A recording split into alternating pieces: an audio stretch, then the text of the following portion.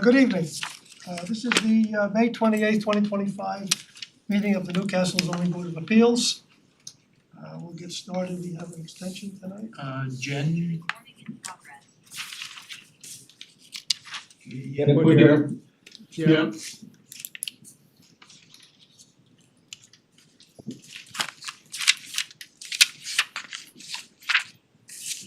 Which one is Jen? I'm Gene Chen. And I'm Robert Jen.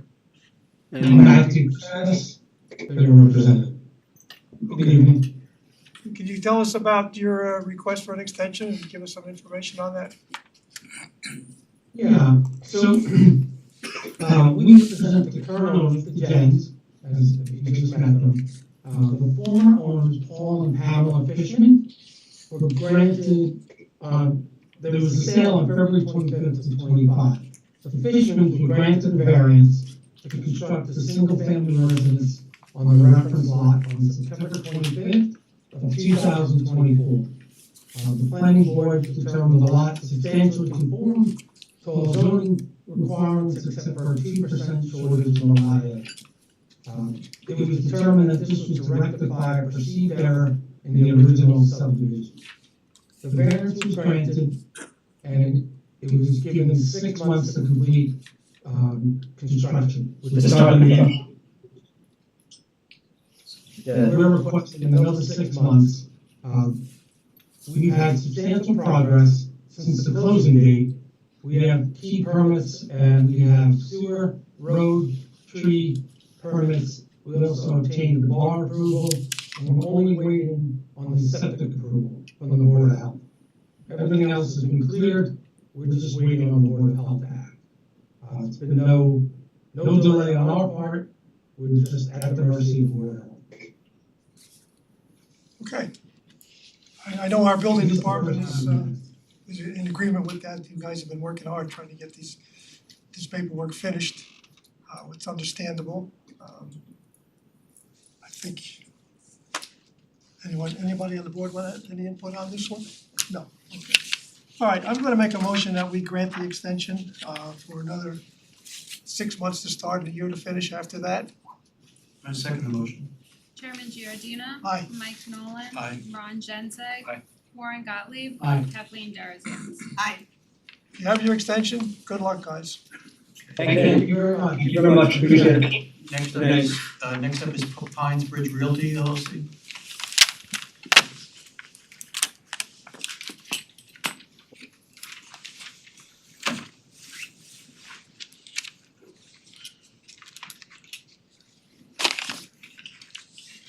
Good evening, everybody. We're back. I don't know if this thing is on. Doesn't sound like it. It doesn't sound like it. There's a button on the side I think you need to Looking. activate. Somewhere. Hello? No. We need to speak with him. Maybe one of our tech boys. I think just go came on. No. Hello? There There we we go. go. She walked in the room. Give you a little exercise. You got the magic touch, doesn't you have to touch it at first. I'm very good mechanically, but the electronic, I don't know. This is just a pure luck. Alright, can you tell us your name and? William Besharat, I'm representing the owners. Actually, the owner is here with me today. And we have gone, last time we kinda missed the deck that needed a variance. And we added it to the application and we re-notified the neighborhood. Now, there's a new development that came up and I was discussing it. The owner's son is gonna be moving in this house and he's a single man and he's happy with the tiny little kitchen that's in there. But when the discussion came and they're gonna be potential marriage and kids soon, they're gonna need a bigger kitchen in the house. So we would like to expand the kitchen and make it larger. And I understand that needs to be re-notification and change of the plans and denial to come to the board. So we would like to ask the board if they can do us a favor and postpone us till the next month and we will go through the procedure of changing the application again. And doing it is, I don't know how the board would feel about it.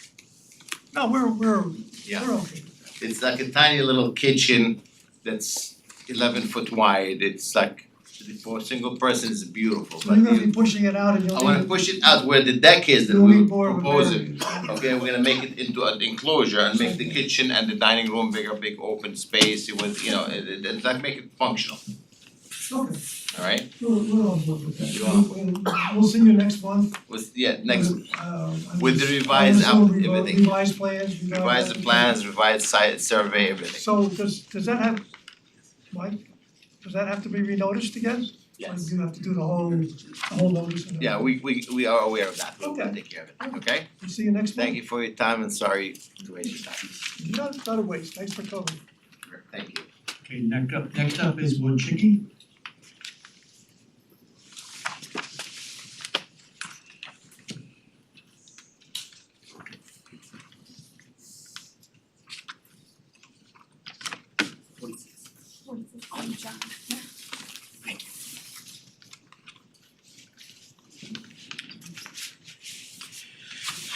Good evening. My name is David Arango. I am working for Mrs. Claudia Mulas.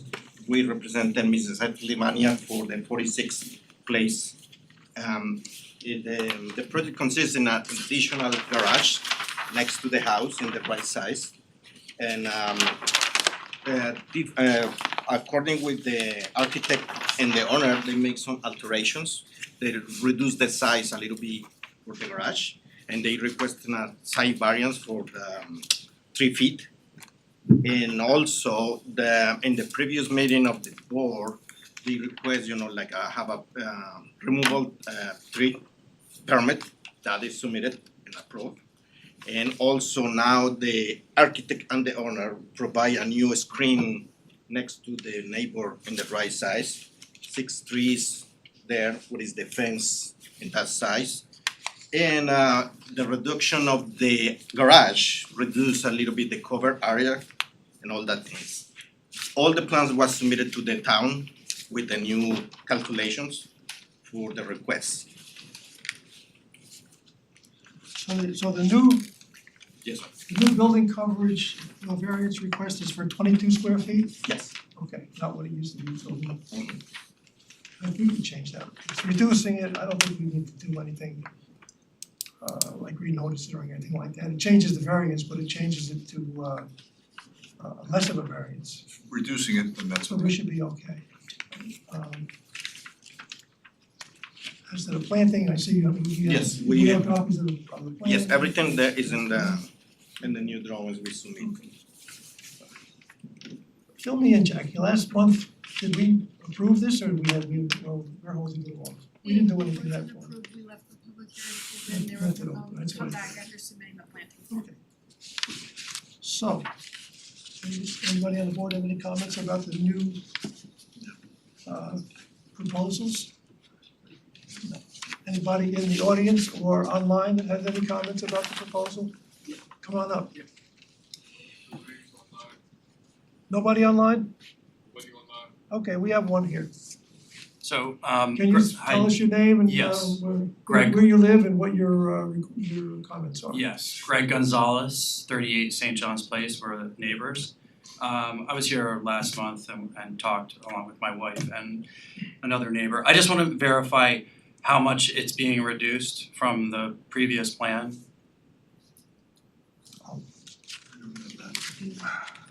It's the coverage variance that they're asking for is it's dropping from 19 square feet down to a 22 square feet variance on just the building coverage itself. Yeah, this, I presume you want the size. Yes. The size of the, in the front is 20 feet 2 inches. Yeah. Change. Before was 32 and change, now it's 28. Okay, so from 32 to 28? 22. 20.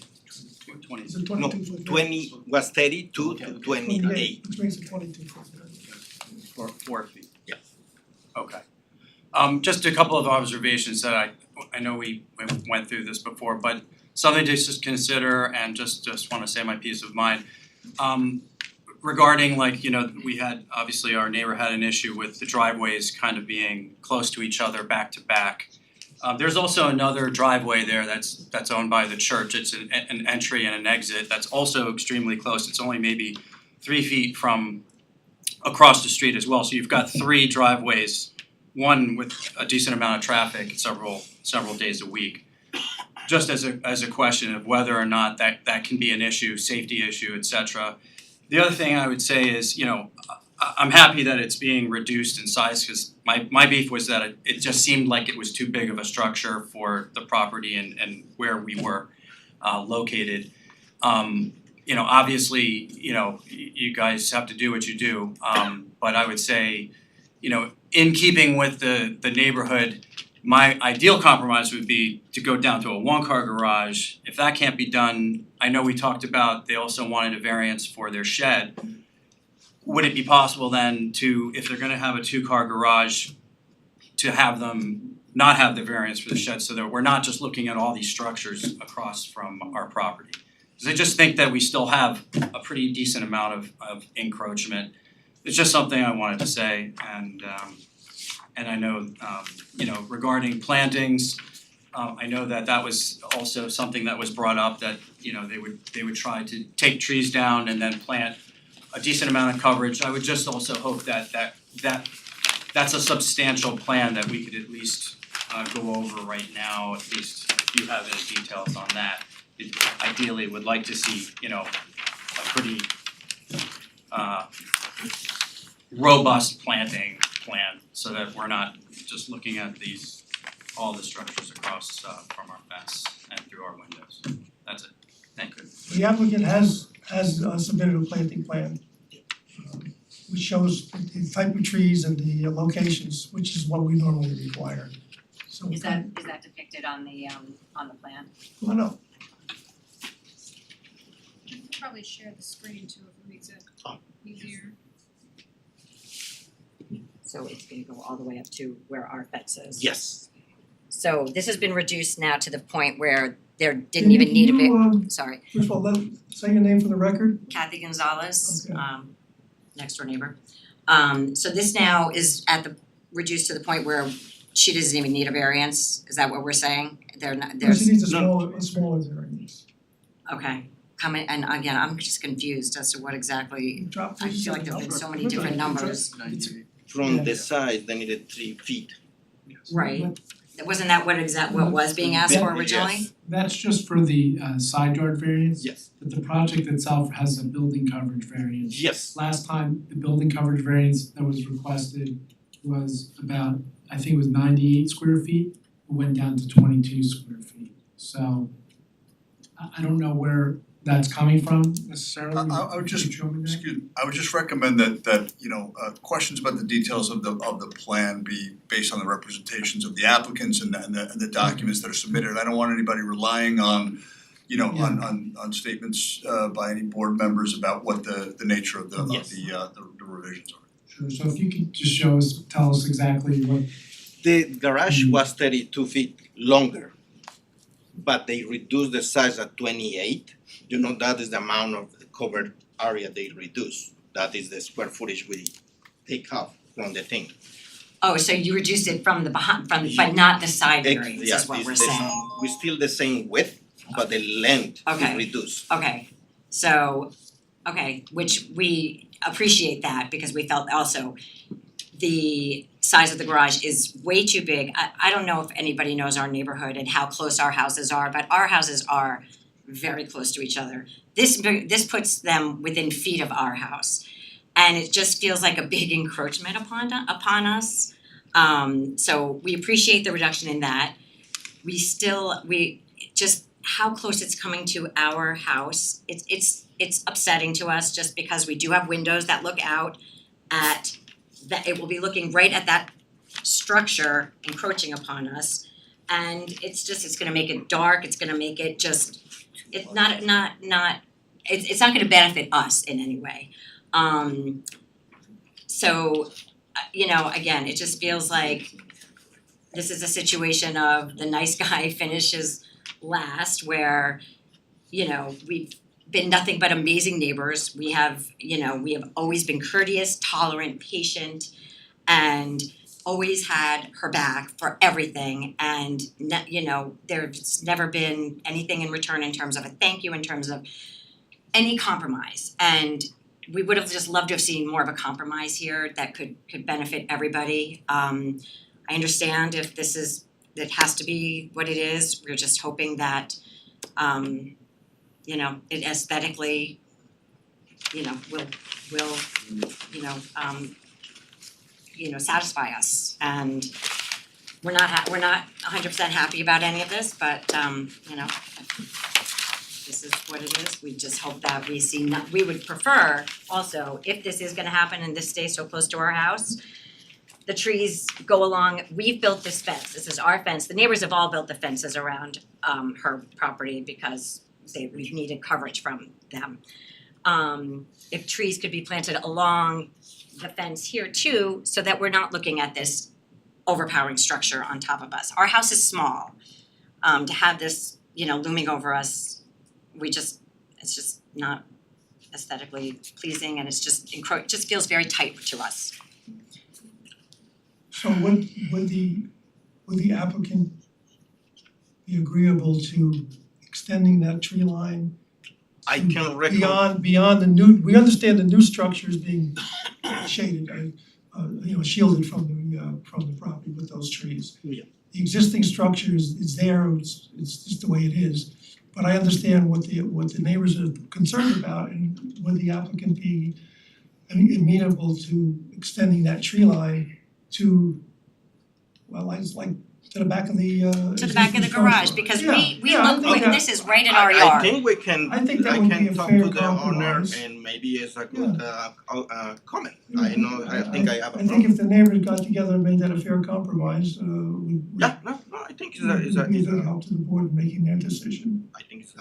Yes. We talked with the owner and Yeah, we suggest. so why don't you do that and come back one more time, I'm sorry to say, with a revised. Sorry, I'm actually here, I'm amenable to put more trees up. Okay, so but we'll need a revised planting plan to show, Can I just ask one question, cause I apologize for not being there, what are you, I'm not sure exactly where you want the trees, along the fence? Yeah, so Yes. that these can be where they are, but then trees along the fence so that we are blocked from if looking you at this shield it, yeah. structure. So can I just say, there is a massive pine tree that's on your side, Kathy, that blocks probably the entire garage. Not really. You told me that you were taking down those branches on that, you have to take down those branches, you said, on that side. Yeah, well, I have to take some I'm not taking a lot of branches down, I love trees, so I would only take down the branches but it's only on one side, your branches will all still remain on your side, thereby there will still be It's really not coverage. we see you through those, if you're doing those green giants, we would prefer that the green giants continue through so that if it's possible to plant on your side. That's the one thing, the only thing I will say is, talking to Dennis has been at the house, the environmental coordinator many times, is if we plant, and I'm amenable to planting, that section, because your fence is right there, has zero sun. So they will not, continue to grow, honestly. And I've seen that on some of the other plantings I've done, where I've gotten very little shade. But I feel like on your other side that you have doesn't get any sun either. And you have your green giants down all along your shady yard on the other side. Which have died. No, The those ones were in the the ones back? at the back, but the ones on the side are on the other Correct, because there's no fence in front of it, but what you're proposing is your fence right behind the fence, so between your fence and the garage, to put green giants, which again, fundamentally, I don't have any problem with that, but they will not survive. I have two in the back that didn't have enough. But there is a fence on the Alvey side. There's a fence. Right, but that's the south side. So you're I'm sorry, they don't have a fence there. There's They no don't have a fence. Where the green giants are in the front there's no fence. And then the only fence that was put in, I put in that fence after the yews have been up for like 30 years. So those yews, because they're already bold and they're already mature, they were able to survive. So those are surviving perfectly fine, but there's there's a, what's gonna be 8 feet, to plant something between 8 feet, I mean, I'm amenable, I'll come back again, but we can ask Dennis. Here's what we're gonna do, we're not gonna banter back and forth. Yeah, Here's what we're gonna do. understandable. The applicant is gonna check with their landscaper and verify whether or not these trees will survive or not. And I would suggest that the two neighbors get together and explain the situation, come to some kind of a compromise, revise the planting plan, and come back and see us in June. And we'll hopefully make a decision by then. We not can get in like a conditional approval No, now. we can't do that, no, we need to have the planting plan written in stone. If your landscaper says it can't be done, we'll put that in the record as well, but I think that we need to have this put down in some firm manner so that when we do make our decision, it's a proper decision. Okay. So we will see you all again next month. Okay, Thanks for coming. thank you. Thank you. Okay, next up is Klein.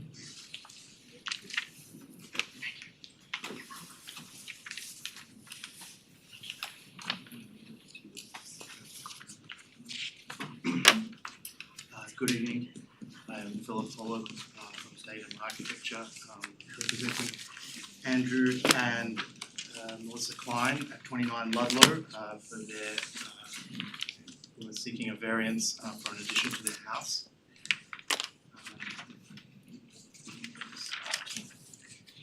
We are looking to construct a building in the side yard setback that is essentially, as the architecture will look, of a sunroom with a second story, half story above, which will have a master bathroom. We are seeking a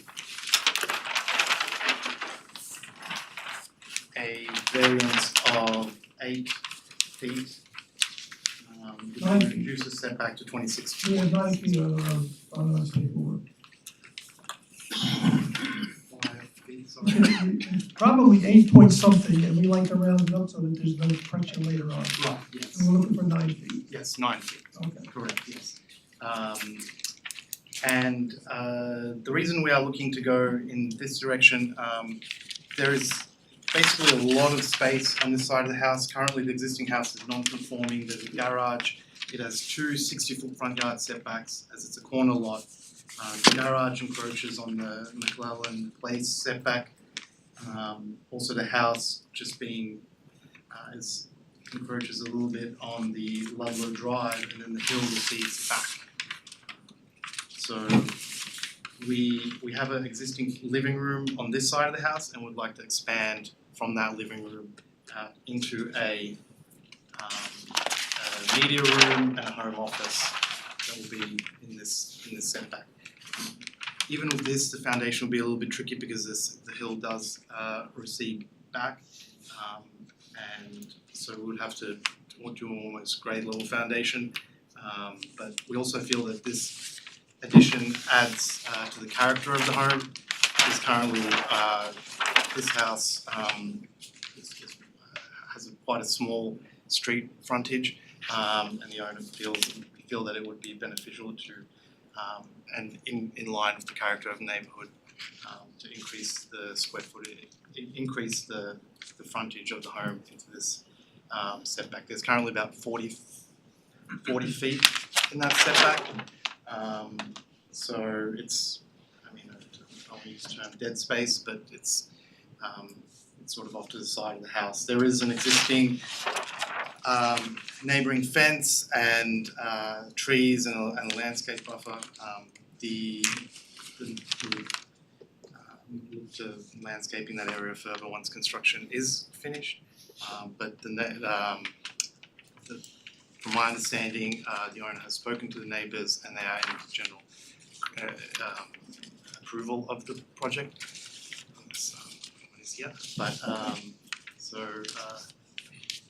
happy to answer any questions you may have. I just have a question, had you put the addition on the other side of the house? Which I don't even know if it's feasible, but I guess you couldn't have done it with the garage there. Correct, it has a garage and then it's going, and we are already going a little bit backwards, a little bit receding back into the lot, but as I mentioned, there's a patio and it also we feel like this is sort of the best location for with dealing with some of the complexities of the site. Thank you. Any other comments from the board?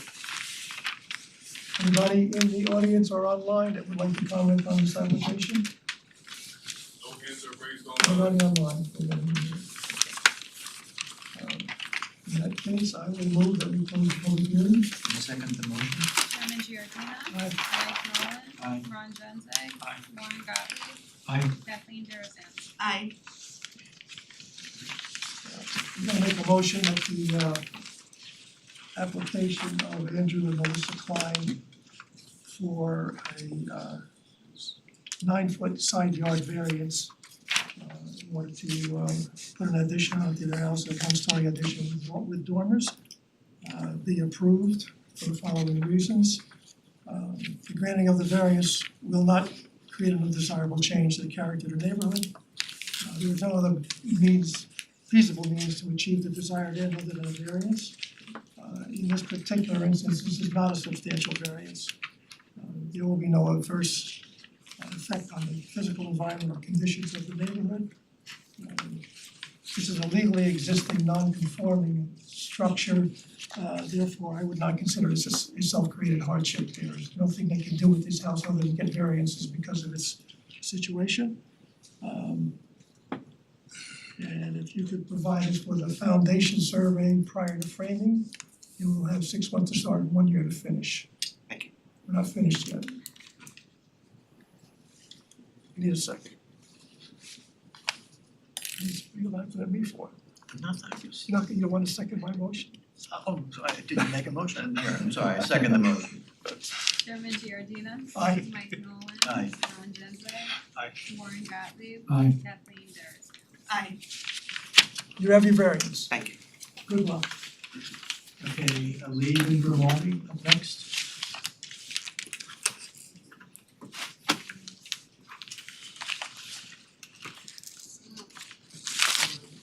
Good evening, I'm Mary Scott, Mark Lieb and Christine Grimaldi, homeowners are here as well. So there are 2 parts to our request tonight.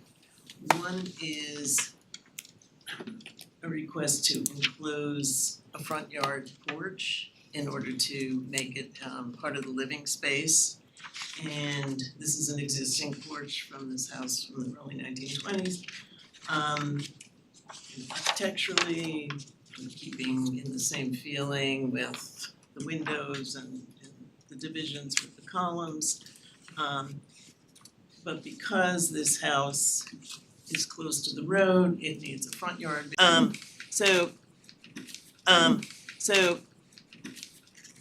I just wanted you to be able to see. Mary, maybe you better bring the mic with you. Our viewing audience might want to hear it too. Just to make it clearer kind of what's back there. So it's a very private yard. It's on the end of the cul-de-sac, and is surrounded by bushes and trees. So in terms of disturbing the neighborhood, it really doesn't have any impact. You can't even really see it from the street.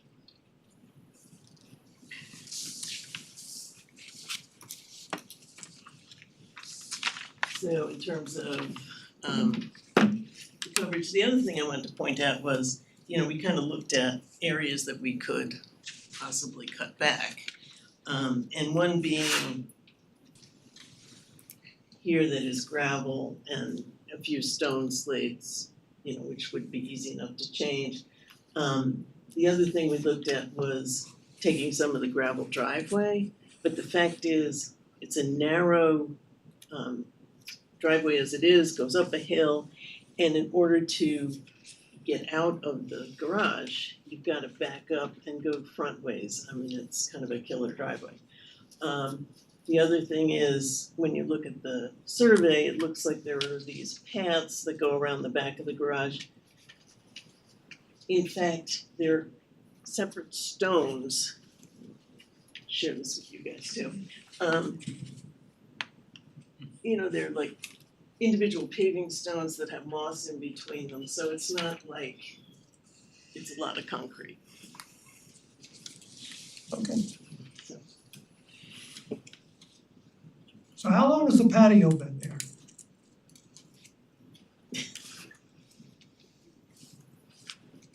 Maybe 10 years? 15, a long time. And so how did it get to be built without a permit is my next question. Maybe you should come up. Stupidity, I don't know. I'm deferring that one. Did you build, come on up.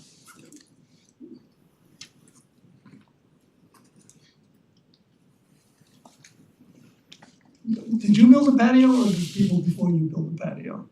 No, we built the patio, I mean, I didn't build it with my own hands. No, I understand. And the reason it wasn't permitted was? Really just stupidity, we had just done a lot of, renovations, we had focused on the house, we really didn't have a landscaping plan.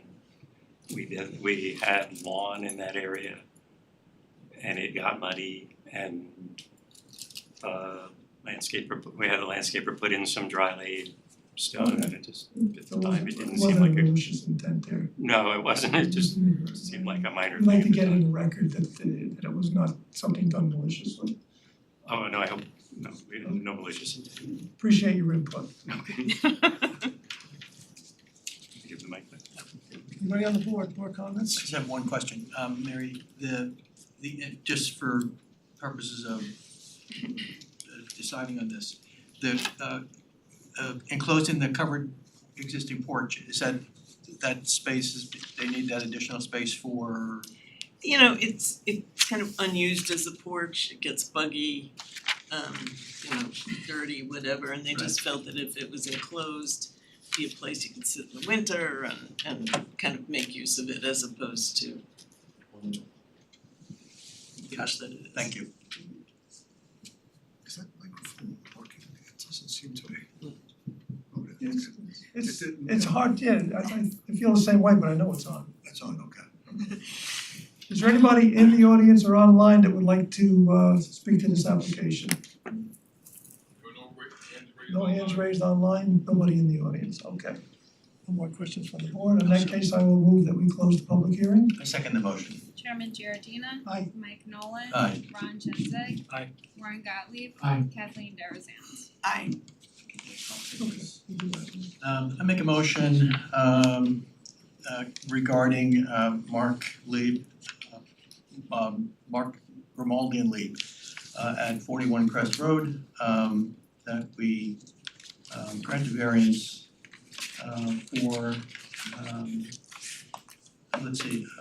front yard variance of 26 feet for enclosing a porch that's currently existing.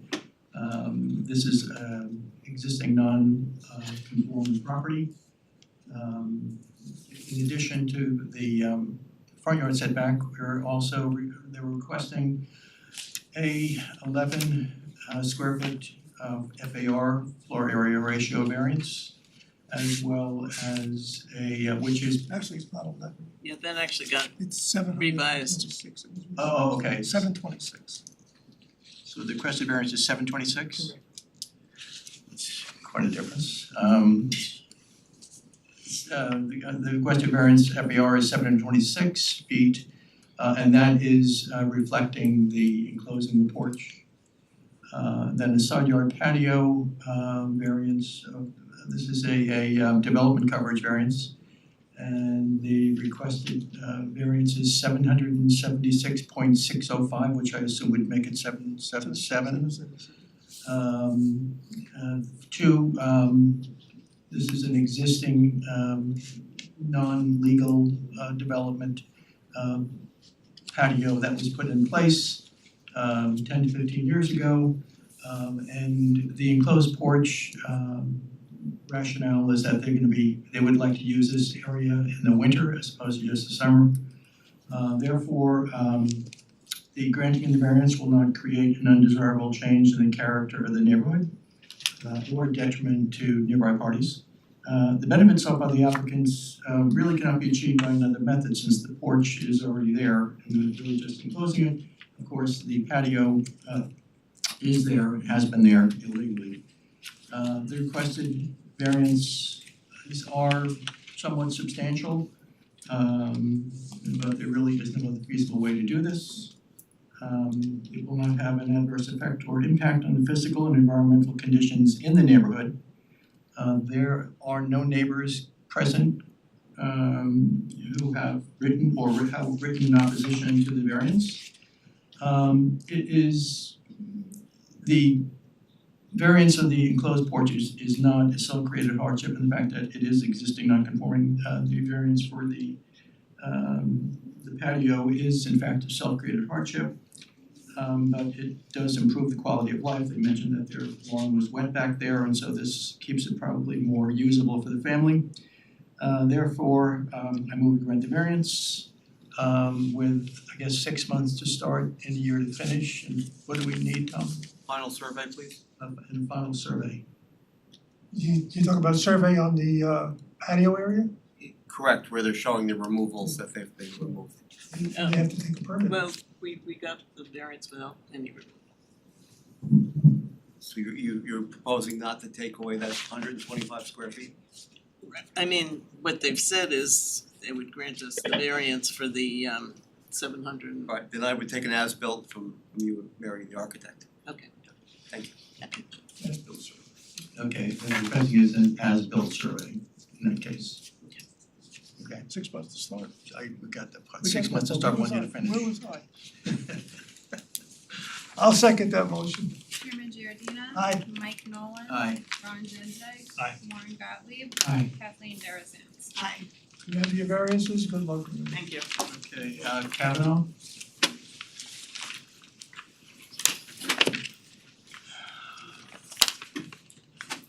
Hello, my name is Judy Lee Hartford from River Architects, representing my clients Anna Kim and Brandon Kavanaugh, and Dee from our studio is presenting our drawing on the screen. And the location is 1181 Hardscrabble Road, and it is a small house in an existing non-conforming lot. We are proposing to renovate and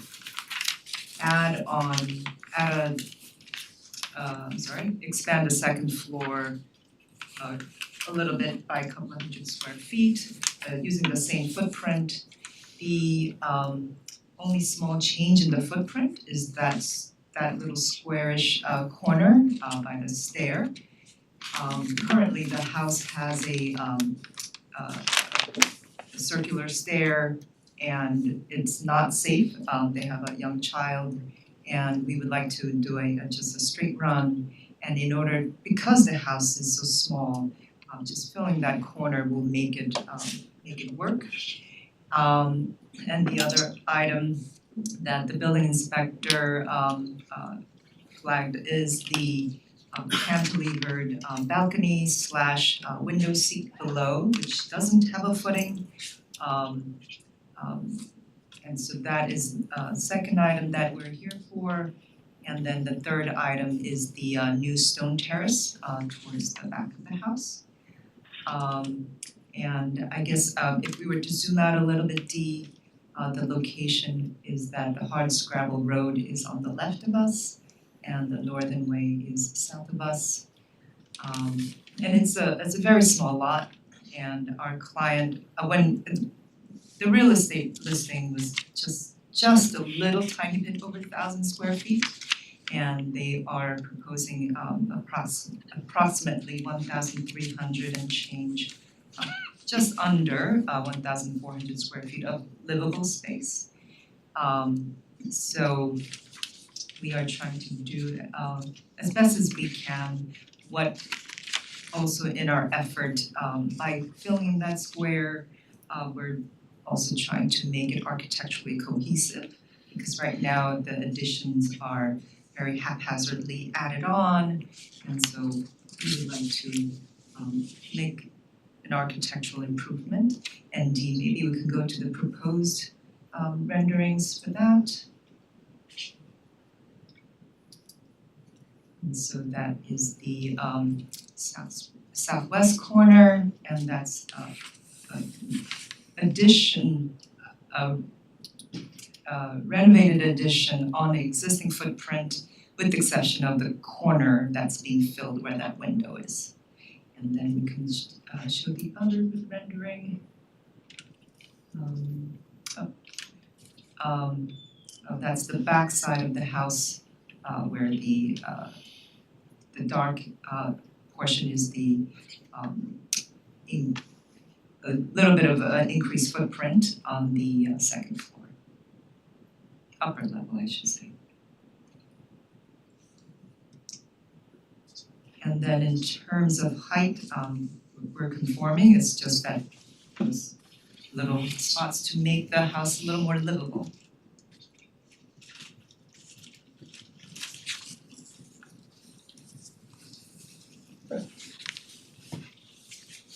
So your second story addition meets the code for height. You're not exceeding that. Correct. And we're staying within the existing footprint, except for that little corner where we need it for the stair landing. Looks like a nice job to me. Oh, thank you. Anybody have any comments on this one? No, any questions, comments? No. Anybody in the audience or online who would like to speak to this application? No hands are raised online. No hands online. Nobody here. Okay, this is straightforward. I'll move we close the public hearing. I second that motion. Chairman Giordina. Aye. Mike Nolan. Aye. Ron Genzeg. Warren Gottlieb. Aye. Kathleen Darazan. Aye. I'm gonna make a motion that the application of Brandon Kavanaugh and Anna Kim, Anna Kim. Anna Kim, Yeah. And Brandon Okay. Kavanaugh. did I say it right? Anna Kim, yes. Okay. Thank you. I'm gonna move that we approve this application for a second story addition requiring a 37-foot variance, rear yard setback variance requiring 24 feet, second story balcony variance of 23 feet, a rear yard setback variance of 22 feet, and a front yard setback of at Worthing Way for 20 feet. And for this is for the stone patio, the 20 feet, and for then the rear yard variance of 4 feet also for the patio. I'll make a motion that we approve those requested variances for the following reasons.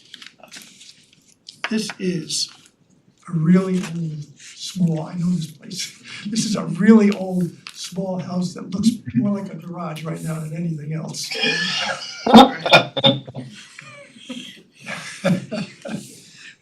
And it is on an undersized lot, it's legally existing non-conforming, and it drastically needs help.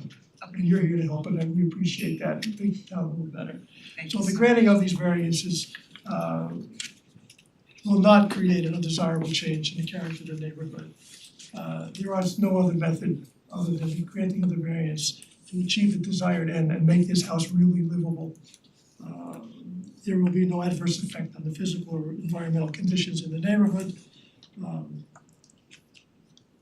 I would not consider this self-created because, as we said before, it's a undersized lot, it's legally existing non-conforming, nothing can be done to this house without requesting variances. And do we get any surveys on the little bit of foundation they're gonna be putting in, or Yes, please, there is the stone patio in the back. you want finals or prior to? The final would be fine, sir. Final, okay, so we'll need a final survey after all construction work is done. You'll have 6 months to start and 1 year to finish. Okay, great. I second the motion. Chairman Giordina. Aye. Mike Nolan. Aye. Ron Genzeg. Aye. Warren Gottlieb. Aye. Kathleen Darazan. Aye. You have your variance, good luck. Thank you so much. You're welcome. Thank you. You're welcome. Lupinacci?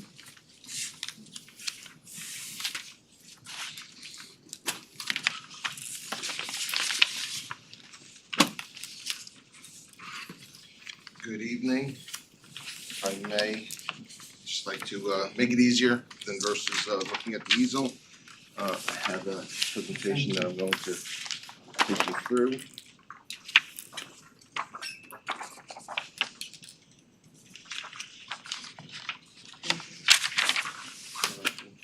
Yours here. And for the building department. Thank you for your time and consideration. I'm John Lupinacci, I live on 19 Peck Road. My wife and I moved here, well, we bought our house in 2022. We did a major renovation.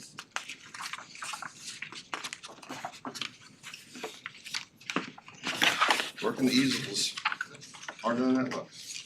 So, bought the house. We did a major renovation. We have 5 children, 3 living in New York City, 2 with us here, and we are looking to build a pool. And we'll need a side variance, a rear variance, and a development coverage variance. The next couple of pages really is just a good faith showing of what my wife and I have done over the project and what we plan to do for the pool. Also, we do not have a landscape plan. But this is a good faith showing of what we've done over the phases of the landscaping for the house and what we plan to do for the pool. Our desire is to bring the 5 kids home on the weekends, so we'd like to build a pool in our backyard. You're not bringing them home permanently, are you?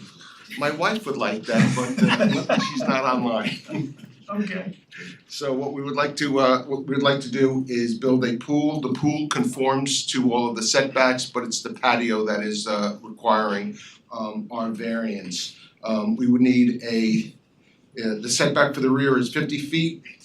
We would need a 6-foot variance. We would keep 44.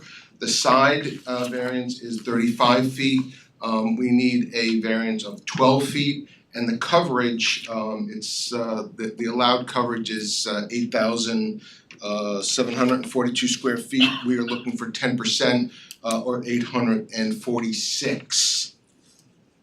884. Sorry, 884 or approximately 10%. Yes, you are correct, sir.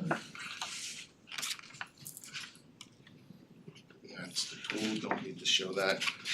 Just wanted to try to illustrate, I don't know if you came to the property or not, just a rough illustration of where we would put the pool and how it would sit on the property within the landscaping.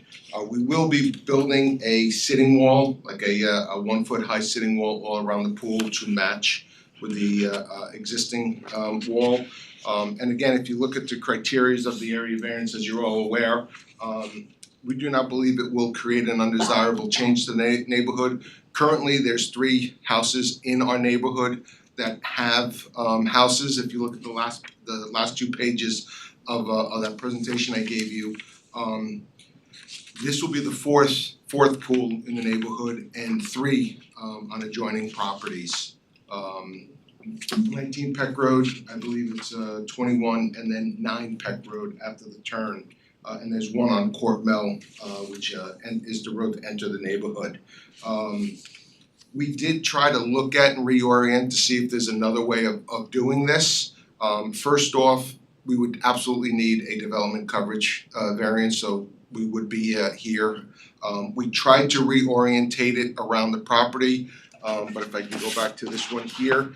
If we did, we would bring it closer to the driveway and then it would force the mechanicals and our existing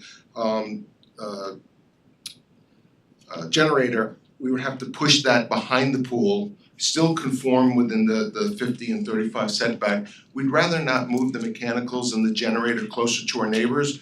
We'd rather keep them closer to the house where they were originally designed. So again, reorienting the pool is kind of difficult to reduce the side, or it would reduce the rear, but it may not reduce the side. Again, if you look at are they substantial, that's gonna be your balance test, obviously. 6 foot on 50, about 12%, not that substantial in my opinion, with all respect. And 12 foot, it's about a third. If you look at it, overall, you could say, yes, that is substantial, about a third of the thing. But as you are aware with the variances, each variance is unique. And this uniqueness, especially for this one here, is the next page here. If you look at the side, here, the property line is on the end, on the other side right now, on the left side of these trees. We have natural trees all around the green giant. And so it would be from here to there is the 21 feet that would exist. And then right here between our neighbors, it is our neighbor's property, but they have a pool, as I said, adjacent. They have a pool and they have a pool fence. This land right here, right now, is not currently utilized. In fact, the previous owners of 19 Breck Road and myself, the new owners, we cut that grass, if you look at it, so that it looks aesthetic because the neighbors do not have to come across. The current neighbor is, they rent. We did send the notification to the obviously property owner. So that's the uniqueness. Yes, we were asking for a 12-foot variance, but if they ever moved their pool fence, because they have a pool, they would have some type of screenage, and we have 30 green giant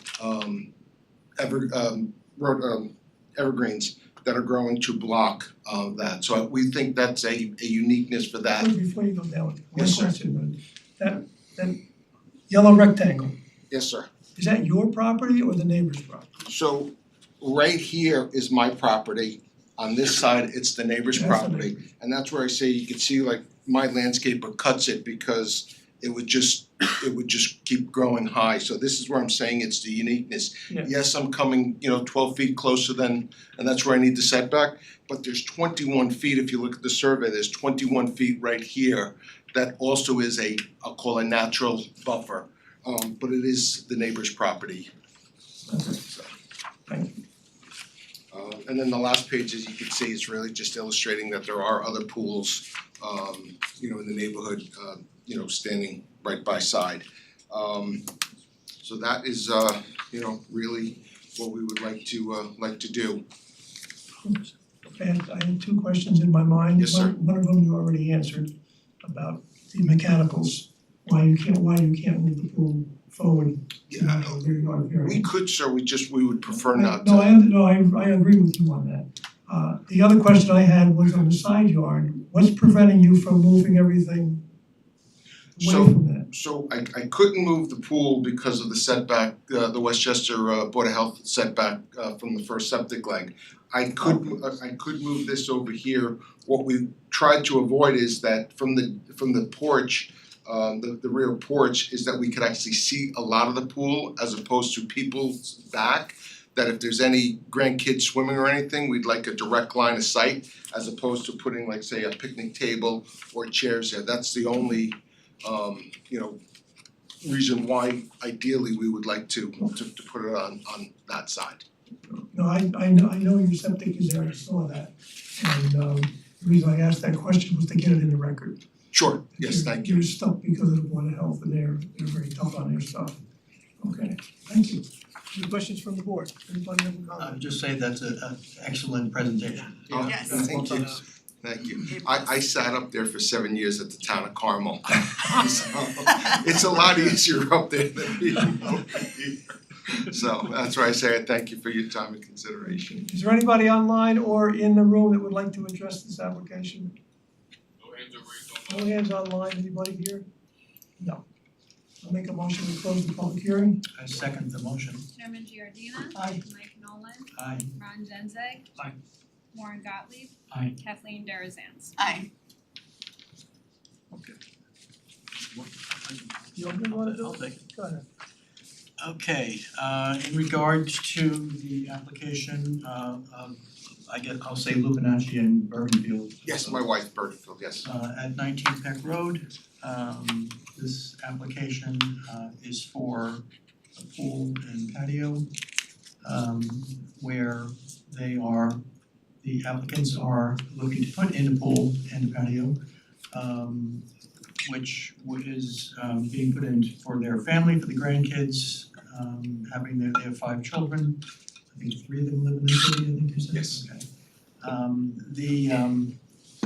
The request is made for a number of reasons. One of the reasons being they don't wanna move the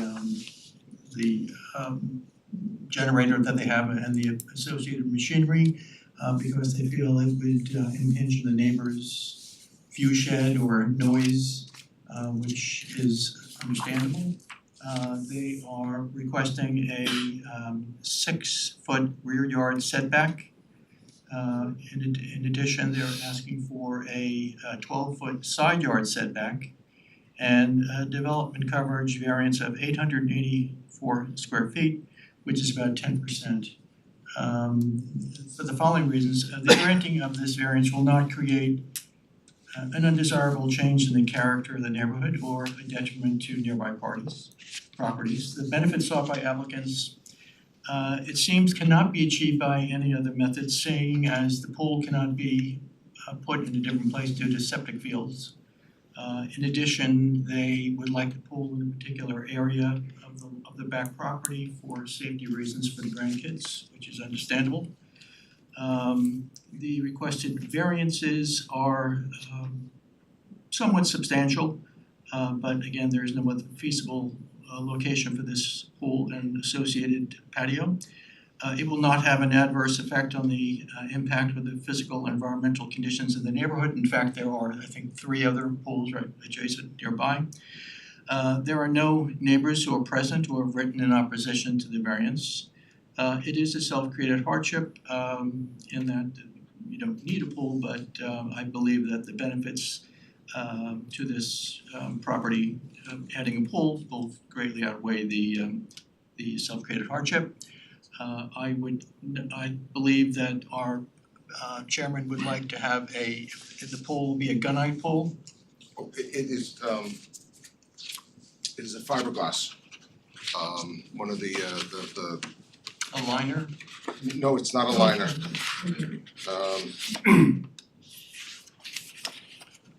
I said, it's easier on that side. Paper's too thick.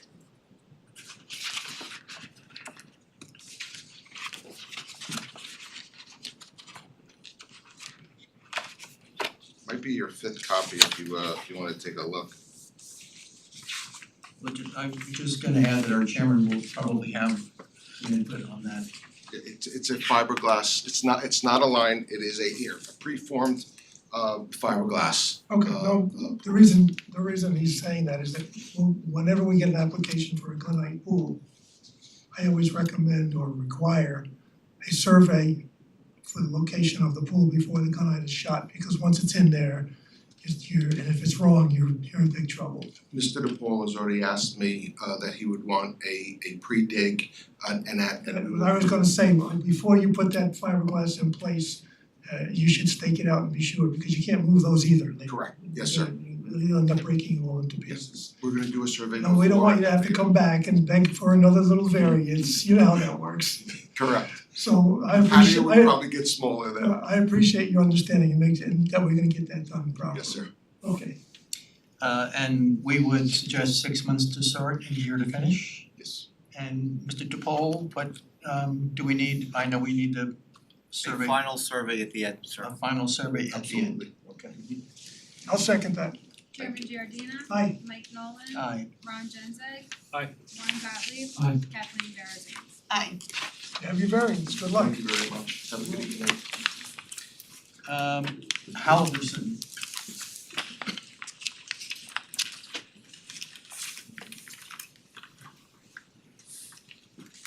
Hello, I'm Jim Coleman, I'm the architect, and the owners Laura and Reeve are here as well. Here for really a variance request that's more technical. It's a house that we can date the existing attic to the 1920s. There's an existing bathroom and bedroom. And you have to access the existing bedroom and bathroom through the existing attic, which is not attractive and was never finished. It has lath on the walls, but it was never plastered. And so we're here for a variance to be able to continue to use the third floor of the house. And there's really no impact on the building or the neighborhood. This is the view of the house at the back of the house. Where the new window will be to meet the building code egress requirements is screened by a large tree. I do have plans and happy to answer any questions. So how long has the third floor been in use? Well, Existing? since the house was built, it looks like there's the fixtures we can date to the 1920s and the drywall.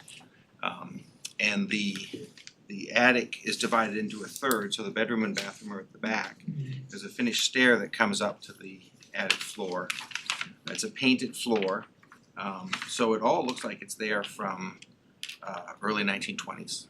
Okay, so our building inspector is gonna check me on this. I'm assuming that it's legally existing non-conforming, that third floor use? That is correct, sir. The section that was. The section that was there is the older section, is legally existing non-conforming. We verified by inspection. Okay, and we don't have to worry about. That is correct. Okay, that's good. What about anything to do with sprinklers or fire egress or anything like that that we should be aware of? Well, yes, so we're amending the building permit to include sprinkler protection and an egress window at the back behind that tree. Okay. Sounds good. Any comment from the board? Nope. Anybody in the audience or online that would like to address this application? No hands raised online. Okay, no questions are answered. I'll move we close the public hearing. I second the motion. Chairman Giordina. Aye. Mike Nolan. Aye. Ron Genzeg. Aye. Warren Gottlieb. Aye. Kathleen Darazan. Aye. Okay, we need a motion. Sure. Okay, this is, I'd like to make a motion on the application of Laura and Reeve Halverson, 69 Crest Road. This is an application for with respect to finishing the balance of the third story of a legal non-conforming dwelling at 69 Crest Road. The third story, I think I saw on the record, predates the town code, legal non-conforming. That is correct, sir. Okay. I propose that we grant the variance for the following reasons. First, the variance will not create an undesirable change to the character of the neighborhood. In fact, you're gonna get the use of that third floor, and it looks like from what was presented, the character of the house would remain unchanged. Can the benefit sought be achieved by some other method? It does not appear. If you want to have use of that attic, you're going to have a variance to do that. Is the requested variance substantial? I'll argue that it's not at all. You're just, it's already there. It's just a question of making it a usable space. Will there be an adverse effect on the physical environment or conditions in the neighborhood? No, it looks like the egress from that area looks like it's placed behind a tree, and you're really not going to be able to see it at all. And doesn't look like there's much of a change at all. Is the alleged difficulty self-created? I'm a little on the fence about that. I mean, it is to the extent that you want to have use of it, but the condition was the way that it was. So, but the bottom line is that the benefit to the applicant far outweighs any potential detriment to the community. So, Tom, what would we need? What would we need from the applicant? We will get final certifications from this fire sprinkler engineer as to the validity of the system. Okay. Let's see, 6 months to start, and a year to finish. It's fine. So, I second the motion. Chairman Giordina. Aye. Mike Nolan. Aye. Ron Genzeg. Aye. Lauren Gottlieb. Aye. Kathleen Darazan. Aye. You have your variance. Good luck. Thanks, Tom.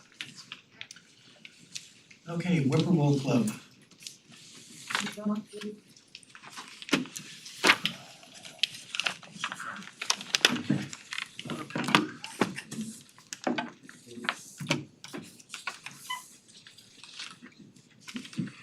Good evening. Is it okay that I sign it?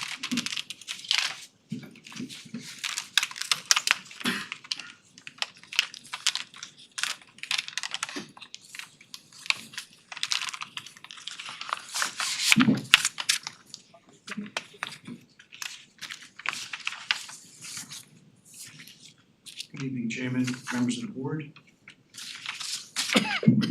My name is Anthony Nestor with the firm of JMC, representing the Whippoorwill Club in their application for an amended special use permit on the property.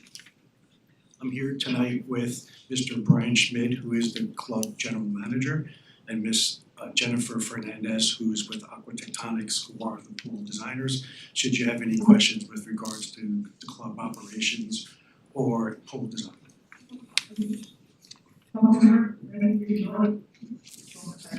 So, we are here tonight to begin the process of amending an existing special permit for the property. To request 4 front yard setback variances, which are required for replacement of existing swimming and wading pool, to construct a new equipment shed, and also to legalize some existing pool patios that was installed without a permit. And finally, to request, I believe as part of the process, a referral to both the planning board and the architectural review board as part of the special permit process. The Whippoorwill Club is it's just a little over 180 acres with about 72 acres in the town of Newcastle and the remaining 108 acres in the town of North Castle. And previously, we've received 11 ZBA approvals, whether they were amending existing permits throughout the years. And actually, there was, the last one was for installation of the pool that's being replaced today. So there's been series of special use permits and variances since 1975, as far as I could tell through a lot of the paperwork. So what I did here is, as you can see on the screen, so the area that we're really speaking about or here tonight about for the amended permit is the existing pool area. So right now you can see the pools and the aqua here. Whippoorwill Road is actually the road that bisects vertically between the pool on the right and then actually the golf course is continued on the other side of the road. So in this area, there's no existing abutting residential neighbors in this area. And to the right of the pool is the existing pool clubhouse. To the south, planned south of the pool are existing tennis courts. And to the north is the main clubhouse and the main parking area for pools, for the pool and the rest of the club. And one of the main reasons why we're here tonight is we've been, I believe it's since the last year and a half, we've been working with Westchester County Health Department of Health on bringing the existing pool up to current health department standards. It's an old pool, it's been there for 60 plus years. So the club has been working with the pool, with the health department to try to maintain it being open through the summer years, and working with them to try to upgrade as much as can be done with regards to the health and safety of the patrons or the people that use the pool. So I believe it was last year, there were some renovations done to the existing pool because they wanted to open it up on Memorial Day last year. And we worked pretty diligently with the health department on doing a lot of upgrades and code compliant upgrades to the pool and its surrounding area. And so this way the club would be able to open the pool for Memorial Day in 2024 and actually this summer of 2025. Which is one of the reasons why, and it wasn't done maliciously or under any other pretenses besides trying to satisfy the health department by adding new paver area to the pool on the right hand side, as you can see right here in red.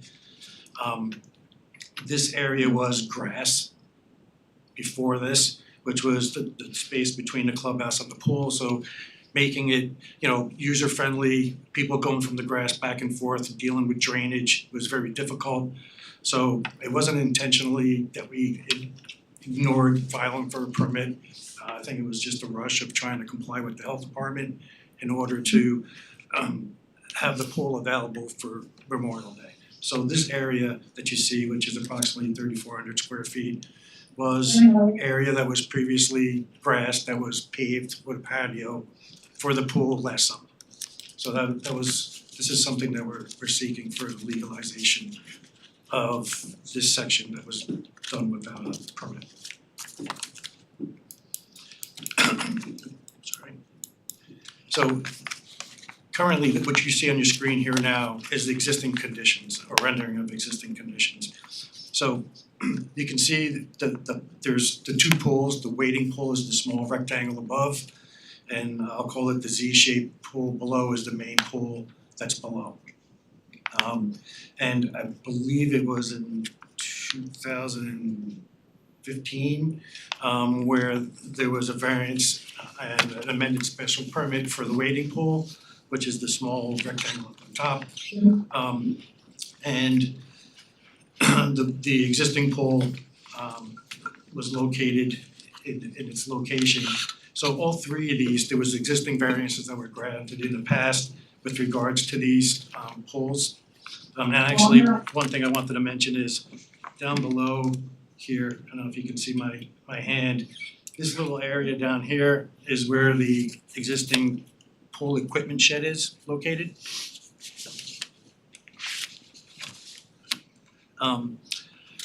So the variances that were previously granted was there was a 50-foot, well, I'll back up a little bit, I'm sorry. So since this property is located in a residential zone and it's a special permit process, the front yard setbacks within and applied to this property in this process is double the existing setbacks of the zone. So there's a 75-foot front yard setback in the I believe it's the R2 zone, Tom, if I'm not mistaken, which requires a 150-foot setback from anything with regards to the front yard setback. So under existing conditions, these things do exist here. But so right now, the waiting pool, which is the one on top, is 50 foot off the front yard setback. And the main pool, the closest point to that is 35 feet, and the pool equipment shed down on the south side of the sheet of the plan is 45 feet away. So the plan moving forward is not to move the pool, we just need to replace the pool pretty much in its current location. So as you can see on the screen here, and I'll see if I can zoom in a little bit here more, is I've dashed in red the locations of the existing pools. And as you can see, the new pool is almost identically in the same spot as the existing main pool. And what we're doing is we're combining the wading pool / kiddie pool with the main pool by providing a 0-point entry in that north portion of the pool. So basically we're combining both of the pools in this new pool. And in doing so, it extends the long length of the pool that parallels Whipple Road, and right at the point where it's closest to it requires us to seek a new variance from what was existing, provided before. So as an example, the main pool where we're asking for is an additional, actually I have it here, 3 feet for the main pool, because before there was a 30-foot variance, so extending this line up actually required us to ask for an additional 3 feet just based on the way the property line comes into the property. And the pool equipment shed is also being removed and constructed basically in the same location, but with all the new equipment that needs to be provided, you know, the new codes and things like that, it just needed to be a little bit bigger, it's not much bigger. But also it required us to be 2 feet closer, so instead of being 45 feet, we're 43 feet.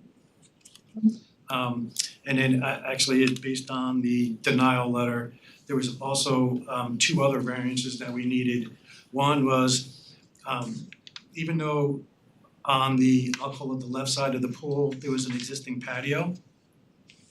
As you can see here, there's an existing patio, and that distance is not changing, it's just being replaced in kind, but it's still staying the same. So, but when you extend it straight up, it's still required, and it's 25 feet from the property line, so we're required to provide it, ask for a variance for that 25 feet. And then this section that's a light gray here from the dark gray is the additional, the pavers that were installed without a permit. And that distance is still within the 150 feet, and that's 75 feet from the property line.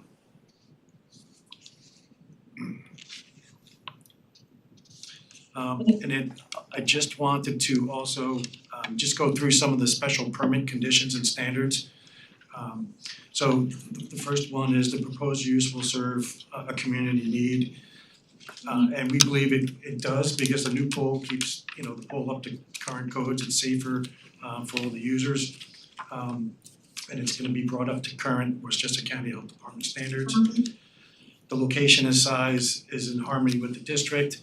Like I said, we're not, excuse me, if you look at the area here, we're not really, we are increasing the area, but it's still generally in the same spot, and if you combine them both, we don't feel that it is out of character for the area. The project won't hinder adjacent developments. As you can see, there isn't any adjacent developments in this particular area besides the facilities of the club. You can see here, this yellow line represents Whipple Road. That to the left here is still part of the golf course. Pool operation hours, the pool is only operated during the day. So there's no proposed lighting, there's no existing lighting out there now. There's only lighting within the pool clubhouse building itself, underneath whatever required lighting that's on the egress doors and underneath the canopy, but there are no proposed lights, at all with regards to out by the pool area. So those hours of operation is gonna be limited to during the day. And that's not gonna change, that's the way it currently operates today. And parking areas aren't impacted. This plan doesn't necessarily add a significant amount of area that would draw more, in our opinion, users to the pool. So the existing parking that's provided, which as you can look here to the north is the main parking lot for the club, and there's also a parking lot to the right here side for users of the pool. So parking, we don't believe would be impacted whatsoever. Excuse me.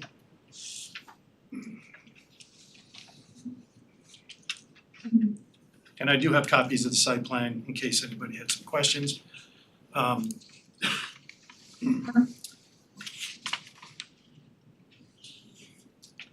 But we have been given staff memorandums, so we do have a memorandum from the planner, from the town engineer, and also from the environmental coordinator, which we've been working on addressing all their comments.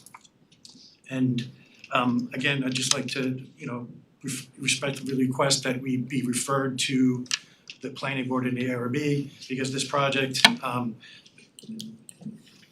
in accordance with the health department, they're under the assumption that they're allowing us to have the pool open this year, this summer, but they expect at the close of this season that a new pool is gonna commence right after the closure of the season.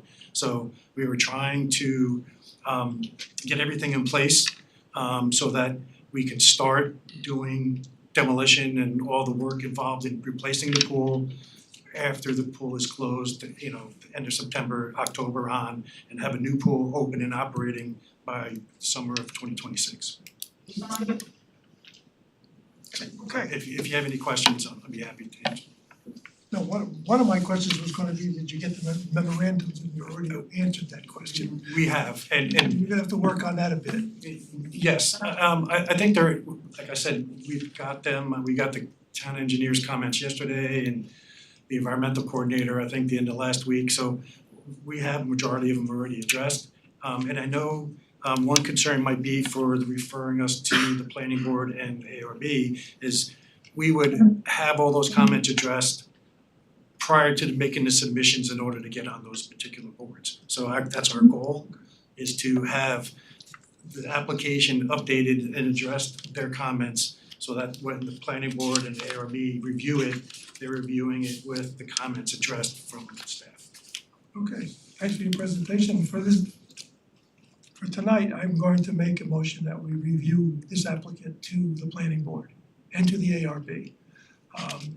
Hopefully you'll get ready as soon as possible because September comes very quickly. Yes. Okay? On our end, we can't really go much farther than that until we get out of the planning and the ARB. We understand. So unless there's anybody in this audience or online that wants to address this application? No hands are raised. Nobody, okay, I'm gonna make a motion that we adjourn your application in front of our board until such time as you have completed your planning board and architectural board presentations and they have given you their input. I second that motion.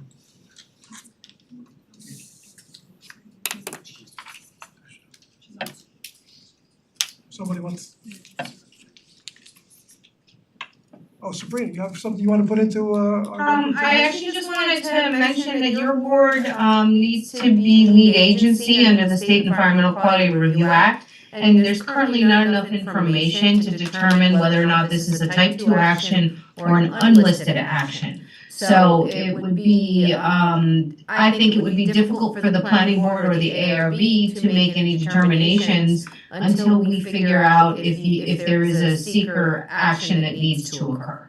I was worried about that if we had to go into that, or since we're replacing an existing pool and it's almost the exact location, if that was going to trigger. Yeah, but it unfortunately, it talks about the amount of disturbance that will occur. And if it is over 4,000 square feet of disturbance, it doesn't mean that because it was there, it doesn't need an environmental review. And so what my comment was, and maybe the applicant has this information tonight, is there was no measurements on the site plan, or there was no calculation of disturbance, so I couldn't make that determination for the board and get that moving now if it needed to be done. If I may? Sure. Sabrina, the plan definitely exceeds 4,000 square feet of disturbance. So Yeah, so correct. So so with that, it would be, it doesn't qualify as a type 2 action, which means there's no further environmental review. So if that is the case, then I would, and you wanna expedite this, then I would say that the board could issue its intent to be lead agency tonight, pending the applicant's submission of a revised full environmental assessment form with more detail and the information. I can put together the notice with the interested and involved agency list, which will include the planning board and the architectural review board. They will get that notice of intent. It'll circulate for 30 days and then you guys can become lead agency, but that will save some time as we proceed. Okay, so let's try to get this done as expeditiously as possible, so I'll speak for the board, and if anybody has any regrets or any comment about it, that we will intend to be lead agency, and we'll put that out there. Alright, so then just what I would request that you do tonight is make a motion to declare yourselves lead agency and circulate the notice of intent pending the applicant's submission of a revised full environmental assessment form and a link to detailed mapping information so we can circulate the notice of intent. You said that so well, I'm not gonna repeat it. So moved. I think Jack got it. Okay, I'll make that motion. I'll second that motion. Chairman Giordina. Aye. Mike Nolan. Aye. Ron Genzeg. Aye. Warren Gottlieb. Aye. Kathleen Darazanson. Aye. Anything else, Sabrina? No, I think that if you're going to refer it, for, under the code, as long as the, receiving boards get full information, I don't see any problems with their review. Thank you. Thank you, Sabrina, and we'll get that revised EAF. We're going to refer you to the planning and for the architectural. Meantime, we'll get going on the lead agency business. Try to keep you moving. And then Sabrina, we actually have the EAF revised per your comments. So we'll provide the additional plan links, the links to plans that back up some of the disturbance areas, and we'll get that to you. Okay, and the adequate number of copies as well. Yes. Okay, Okay, perfect. thank you. We'll see you when you're ready, come back, Thank you. hopefully soon. Okay, thank you. Good night. Okay, next up is the library field project.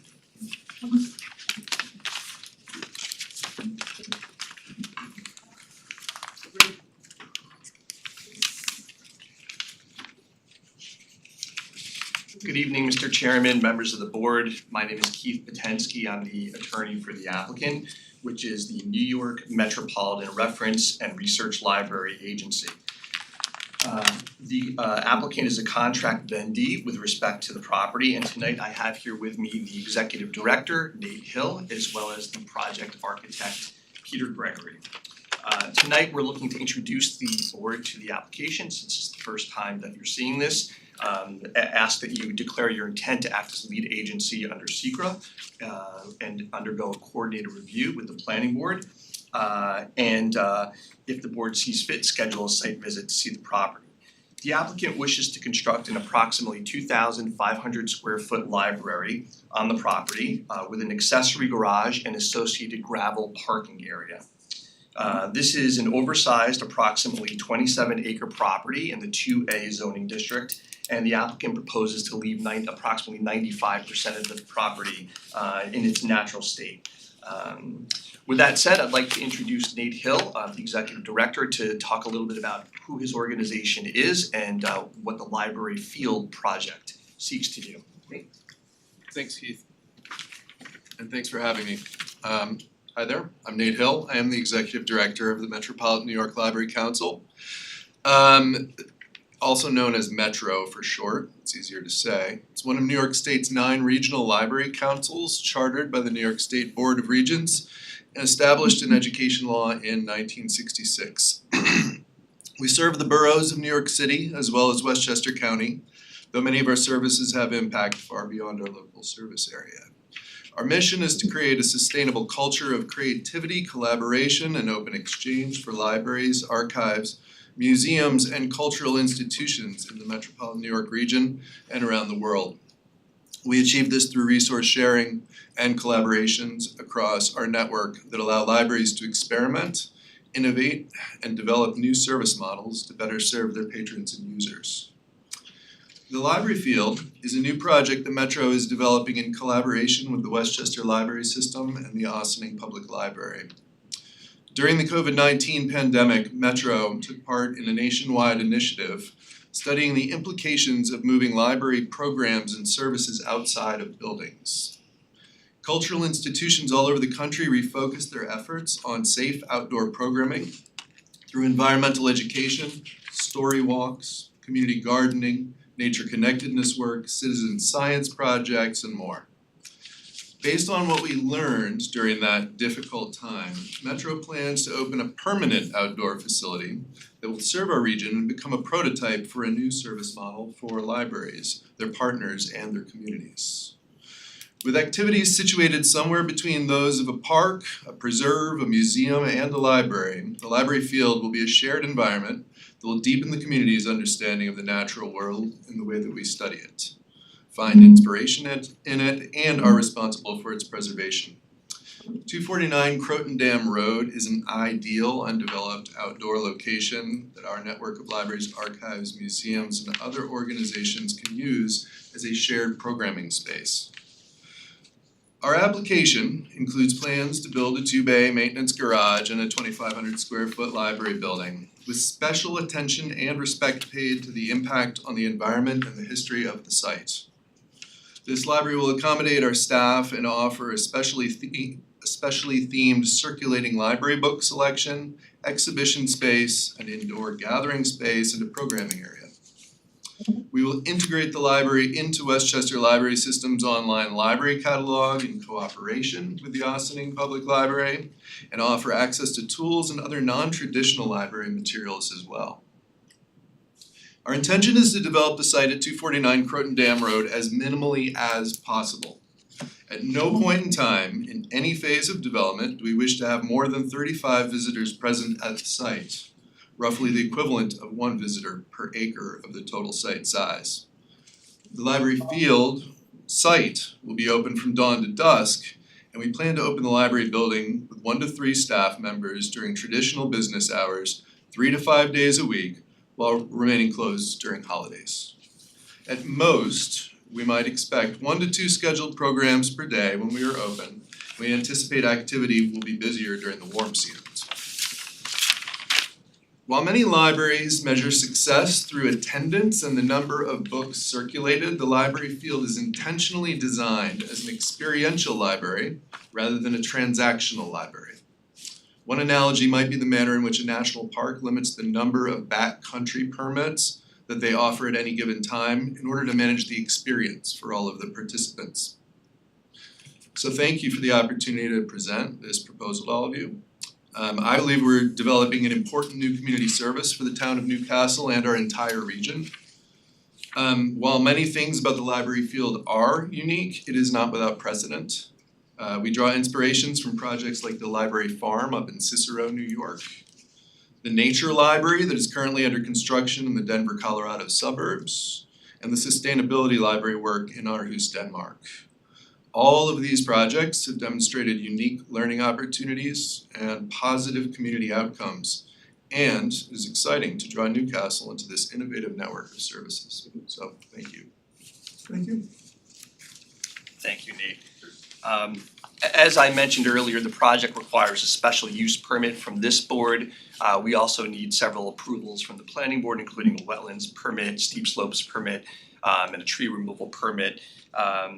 From this board, we'd also request an interpretation that either no area variance is required for 280A of the town law.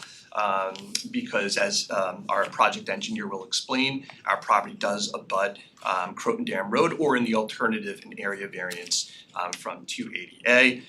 We were able to successfully move the garage outside of the front yard setback, so in the building inspector's initial denial, it said that a front yard variance was required. The reason why our application doesn't ask for that is because we were successful in being able to move the garage outside of that front yard setback, such that we believe no area variance is necessary for the garage, and all the other structures we believe are conforming. And with that, I'd like to turn it over to Peter Gregory so that he can explain the site plan and walk you through it and show where the access is and where the structures are on the property.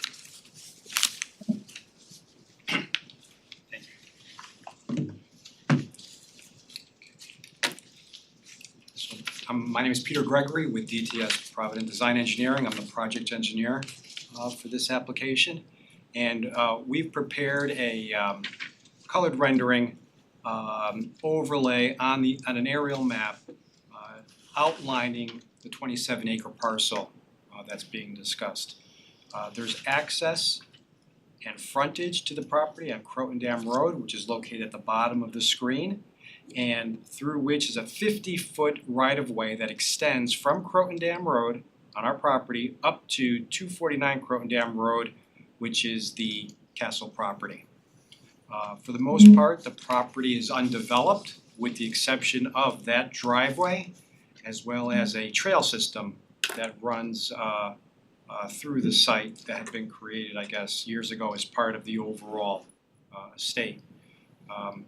There is frontage, a portion of the property does front on Malapartis, and our access on Croton Dam Road is about 1,200 feet south of that intersection with Alapartis. The Castle property to the north, there is a town park, I believe Sunny Ridge Preserve is to the west and south of the site. And along Croton Dam Road, we are to the rear of or behind three or four residential parcels that front on Croton Dam Road. You can see in the center of the property is where we're proposing the construction of the library building, the maintenance garage, and the parking area. We're able to maintain approximately a 377-foot distance away from that northern property line. We're over 645 feet from the rear property line, and we're 500 feet from the property line, which is abuts the residential properties along Croton Dam Road. If you can go to the next slide. So the property is constrained with wetlands and steep slopes. This rendering is indicating where our ponds, there are 2 ponds on the property, and its associated wetland, and the yellow, light yellow bubbled area around it is our 150-foot regulated buffer areas. You can see that also with the darker shading, amongst that are designated steep slopes.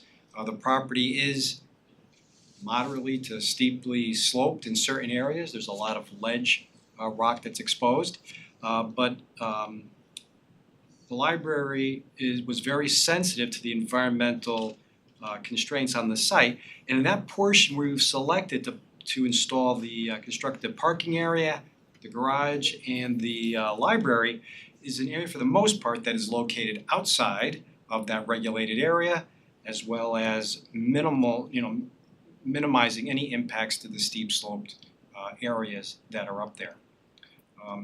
We are proposing to bring utilities into the site. We are looking to bring in our overhead power from Croton Dam Road up along the driveway to the building site. We have had conversations and discussions with the Westchester County Health Department regarding installing a septic system on the site, a water supply, and we've even discussed it with New York City DEP. A portion of the property is within the watershed, but the majority of the property where the improvements are proposed and our septic are proposed are not in the watershed. That will be diverted into a different location or direction. We are looking also to widen the existing driveway to accommodate emergency vehicles. Currently, I think the driveway is 12 to 14 feet in width. We will be looking to widen that to 20 foot to allow for emergency vehicles to maintain the access up to the castle property. The access, the easement through the site is for the benefit of the castle to have access to that site as well. We are looking to capture and treat any stormwater runoff being generated from the building and the parking area. We will capture that. We will divert that and route it through a small stormwater mitigation practice up on the site, and there shouldn't be any impact to any of the wetlands or adjacent properties. As part of this, there will be disturbance to our steep slopes. There will be disturbance within the buffer. We are working with Paul Janik, who I believe is with us tonight online, and we will have, we are proposing buffer mitigation to enhance some of the areas that are located on that wetland corridor and around some of the ponds that are on the site. I think we've been able to maintain a reasonable distance to the surrounding properties. I don't think there'll be a significant impact to them. It should be very reasonable in terms of preserving a lot of the natural buffer that's there and have minimal impact, to the surrounding properties. We have reached out to New York State DEC for any type of jurisdictional determination. We're waiting to hear back on that. And we are prepared to move forward, in discussing this with the planning board and discuss the wetland and other environmental issues with them. Oh, there's one thing, that last one we should talk about. So, if you wanna discuss it, but what we were able to do is to overlay the trail map from Sunny Preserve being adjacent to our site. And the idea is that some of those trails that are on the town's property actually almost connect to some of the trails that are on this site. So the idea would be to maintain those trails and allow to flow, people to flow back and forth through the site as part of this use as well as what's existing on the adjacent parkland. We're not looking to create any trails, they're already there, and they would just have access to go back and forth between the two. Thank you, Pete.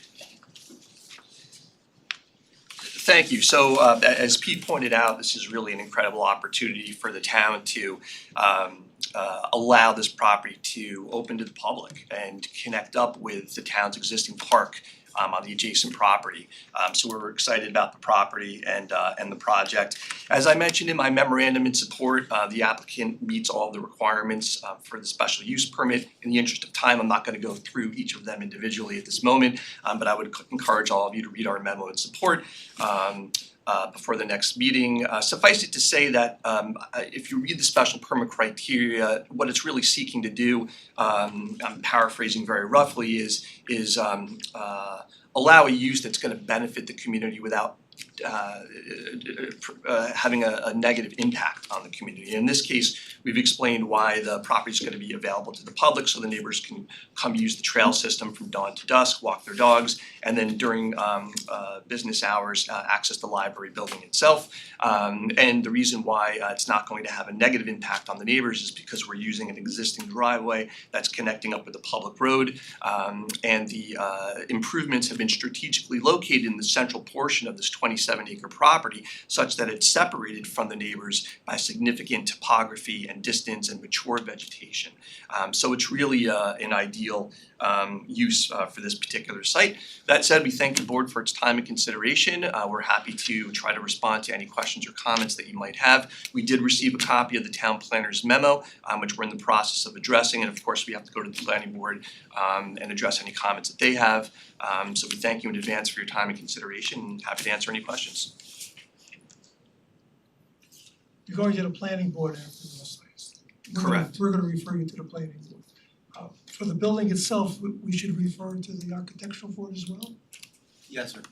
So it's similar to what we just did.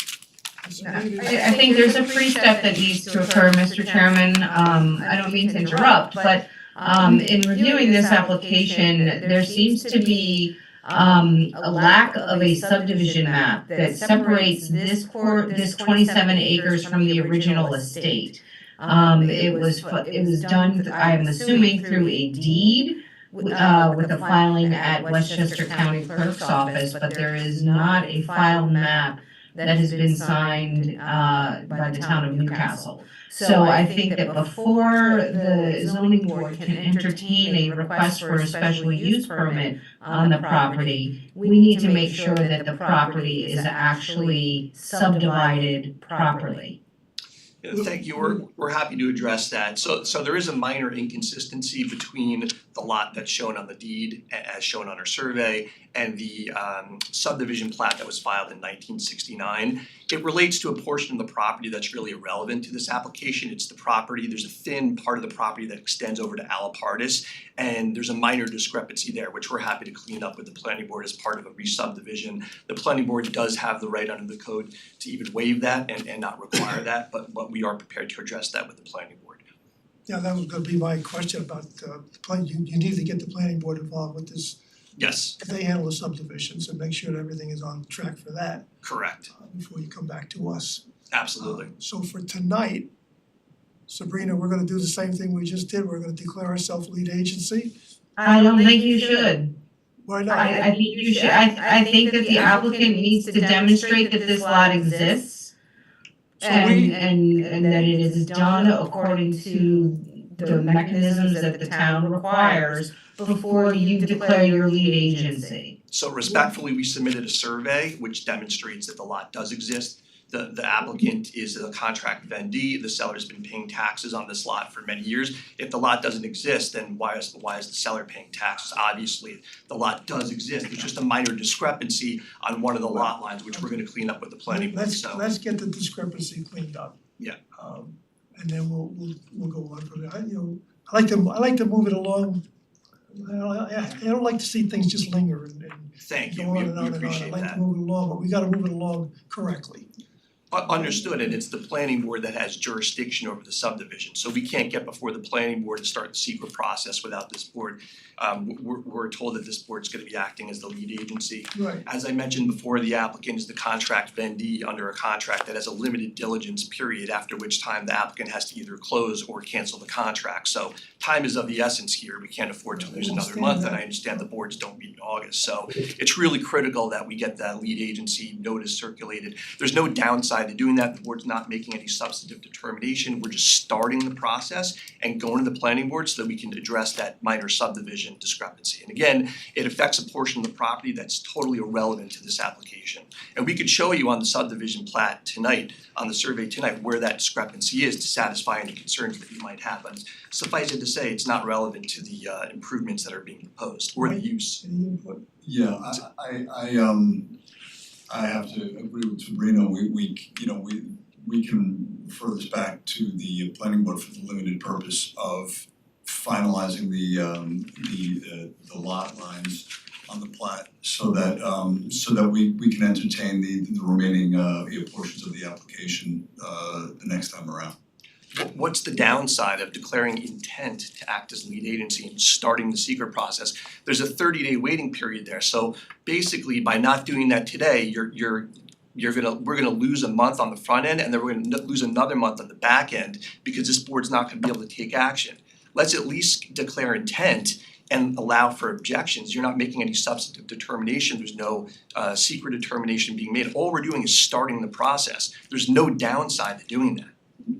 I don't know that the board has the ability to declare, I'm sorry. I say, I understand both views, but I think we need to defer to our counsel as to what's the proper course to take it. I'm just gonna note my objection for the record. There's absolutely no reason not to start the secret process. An application has been filed both with the zoning board of appeals and the planning board, and we included a copy of the survey demonstrating that this is in fact a valid tax lot, but for a minor discrepancy between the 1969 subdivision, which was filed with the county clerk's office, and the tax map on file with the town.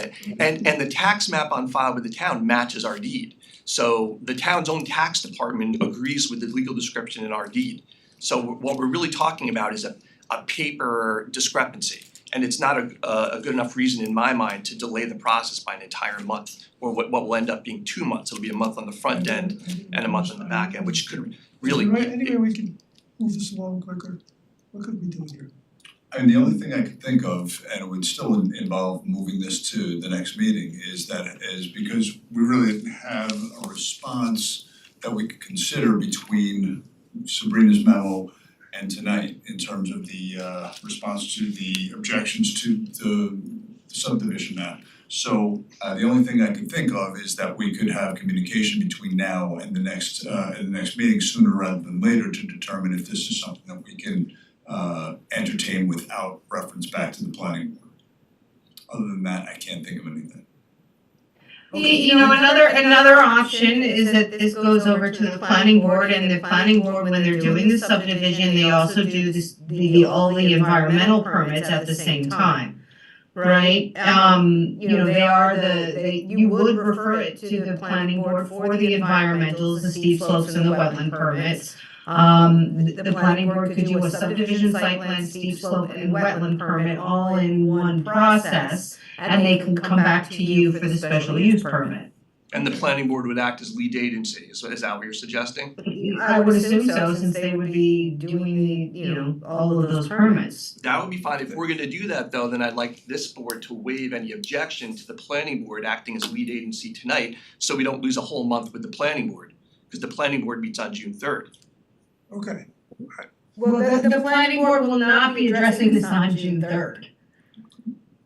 Well, regardless, we'll have to discuss that offline because the applicant submitted its application well in advance of the deadline. But that's neither here nor there. Well, since this board is the controlling board for special use permits, I have a problem with relinquishing our right under secret to be lead agency because that's not going to, that doesn't sit right with me. I would suggest, if it's possible and if the board agrees, if you could get those minor quote unquote discrepancies resolved for the town's satisfaction, I would suggest that we would be willing to have a special meeting before our next meeting. If you could do that, just only to memorialize your repair of the discrepancies and declaring ourselves lead agency. I appreciate That that. would save you some time. It seems unnecessary to me to hold a special meeting for the sole purpose of doing something that the board could simply do tonight, but if the board's offering that, I'm not gonna turn you down. I understand what you're saying, but I can't in good faith and conscience do something that our legal counsel feels may be a problem. I appreciate that. And that's gonna help you too, because I don't want anything to hinder you guys in going forward. If the board is agreeable to a special meeting. Yep. You do your job as quickly as possible. Let let my secretary know when you have everything accomplished and it's agreed to by the town officials, and we will schedule ASAP a special meeting just to come in here and say, okay, you ready, we're okay. Thank you, I appreciate that. And to save time, does the board know that it definitely wants to do a site visit? Because perhaps that's something that we can get started on so that we don't lose another month to the site visit as well. As for me, I don't require a site visit. If anybody on the board wants one, we will defer to that. Thank you, No site visit necessary. thank you. Obviously, with reserving the right to require a site Later on. visit should Yeah, no, if circumstances as we arise. come along and circumstances change, if we have to come and take a look, we're not giving up that right. Of course, so we would encourage all of the board members to come see this beautiful property. Again, it really is an ideal use for the town. We're under some serious time constraints because we don't own the property yet, so we have a limited period of time. Hence our push to get this done as quickly as possible. We do appreciate the board's willingness to work with us and hold a special meeting to keep the process moving. So thank you for that. We would like to help you as much as possible because it sounds like a great project. Thank you. But I don't want anything down the line to come back and create a problem for not only us but you too. Of course. So let's do it the right way. Of course. Again, get your act together, get your paperwork done as soon as possible. Of course. Let us know when you're ready. We will schedule a meeting as quickly as possible after that and put you back on track. Also, what I'd offer is if counsel for the seller wants to get on a conference call with us to, to confirm that there's no delay in the due diligence process and so forth. I don't know what the terms of the due diligence clause are, but I'd be happy to talk to counsel, yourself and counsel for the seller, just to sort of allay any of those concerns. Thank you, I appreciate that, much appreciated, yeah. And if any member of the public wants to chime in between now and the next time we appear, we're again, this project really is designed to benefit the community, and we're looking for feedback from the neighbors to find out. I think some of the neighbors have dogs, for example, and they wanna walk their dogs on the property, and we're excited to make the property available to their use, so we look forward to hearing from them as well. We're not gonna open comments to the public tonight, but we will more than welcome any written comments that wanna be submitted to us between now and our next meeting. And hopefully if you get everything together at our next meeting, we can talk, have anybody that wants to put their input in as well. Thank you. Thank you very much, thanks for your time. You're welcome. Good luck. Okay, last meeting is Bow and Son.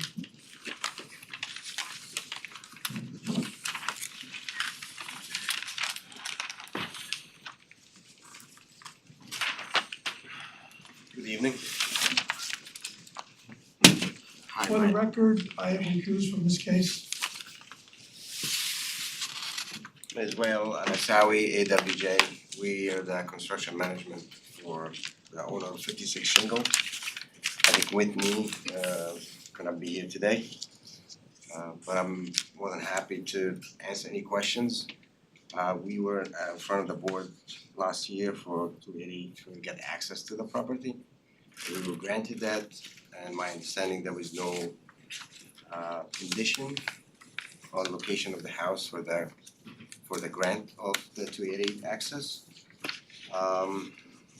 We went back to the planning board, to the building department, and they would require additional It's required. water main service and to be close approximately from the hydrant, the existing, or create a new hydrant. We sat with the engineer, we come up with a new design that will be able to accommodate all the requirement from the building department, and in the meantime, not adding any hardship on the owner of the property. So that's basically, we had the house in one location, and we just move it closer to maintain the code requirement of the hydrant that existing already. So we're if I may, Yeah, please. you know, if I could just lead the rest of the presentation. So we're back here on a reapplication because the plans have changed, correct? The location of the house. Location, can you just describe the Yes. change in the plans? So I will say this is the original design.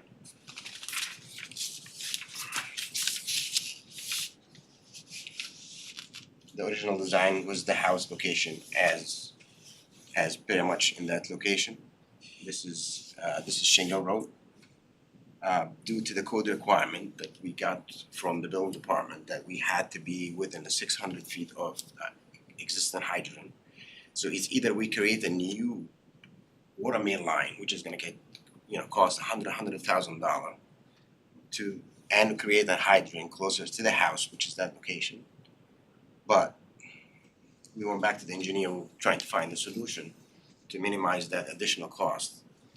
Within our right, within our setbacks, we found a new location which is at Tidham approximately. So this was the existing, or the proposed previous, and now the new proposed. So with this location, it's still, we're not asking for any variance. We're meeting all the requirement, all the setback. We're not changing any character of the existing property. It just make it closer to the existing hydrant and eliminate the need of adding huge 8-inch water main and add an additional hydrant. That's all. Okay, so let's just ask our counsel, so Mike, our position here tonight is the house doesn't need a variance, the new location, there's no variance required. Correct. And then on the topic of 280A, are we making any determination on that this evening? We are, I believe all we need to do is reconfirm the previous decision on the granting the 280A variance in light of the change in plan. So basically, what we need to do is reflect the fact that in the previous resolution, the grant of the 280A variance was based on plans submitted at the time. There have been revised plans submitted tonight, and then we just need to have a new vote on the 280A variance based on the revised plans. And so I would think before we do anything like that, I think we'd probably want to see if there anyone in the audience or online who has like to make a comment in this case. I know we've received a couple of letters in this. Jackie, is that correct? Hand raised online. Okay. We're Mr. Goldberg? Yes, good evening. Can you hear me? Yes, what would you like to say in reference to this? Well, as you just mentioned, a couple of letters have been submitted, one of them is mine. I just wanted to make myself available in case any of the board officers had any questions about it. Does anyone on the board have any questions on reference to the letter? No one has any questions in reference to your letter? Thank you. Okay. You're, okay, his hand is down. Okay, so then, Mike, we'll make a motion then to re-vote on the 280A, section 280A, based upon the new location of the dwelling. Right, on the same terms, that were stated on the record on the previous application. Wednesday, with January the only- 29th, looks like. The only modification being the revised plans as described. Okay, Can so, I just add? yeah, sure. Can we just start the period of the construction from today? You want to, yeah, you'd want your beginning of your 6 months to start to go today. Does the board have any comment on that? Board? I mean, I don't think we have any problem with that. Thank you. Okay. So I would make a motion that we for the record to confirm that this section 288, which was previously voted upon the board in the positive on Wednesday, January 29th, just for the record, we will now vote again on the 280A in order to confirm that this is in reference to the new location of the dwelling that would be built. Yes, and all of the remaining terms of the original resolution, subject to all the remaining terms of the original resolution, with the only modification being the reference to the revised plans. Okay, so that again, as our council says, subject to the original resolution dated Wednesday, January 29th. Second. I'll second the motion. Acting Chairman Nolan, Aye. Ron Genzeg. Aye. Lauren Gottlieb. Aye. Kathleen Darazan. Aye. Thank you. Okay. Thank you, Chairman. Congratulations. Thank you.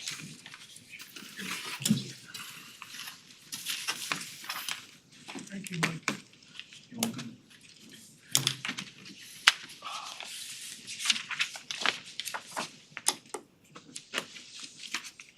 Okay.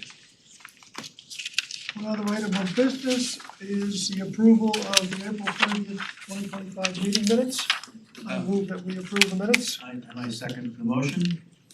Chairman Giordina. Aye. Mike Nolan. Aye. Ron Genzeg. Aye. Warren Gottlieb. Aye. Kathleen Darazan. Aye. Adjournment is in order. I move we adjourn.